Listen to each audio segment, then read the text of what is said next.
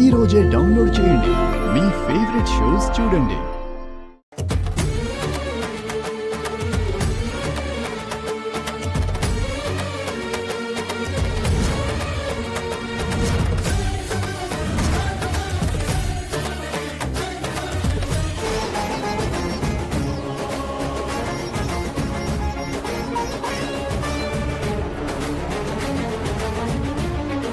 పూజ గదిలోకి ఎవరైనా చెప్పులతో వస్తారా?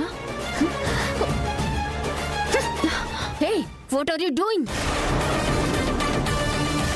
పూజ గదిలోకి ఇలా చెప్పులతో వస్తానంటే తప్పు కాదా? అయినా నా ఇంట్లో నేనెలా ఉండాలో నువ్వు నాకు చెప్పడం ఏంటి? నేను ఇలాగే హారతి తీసుకుంటాను.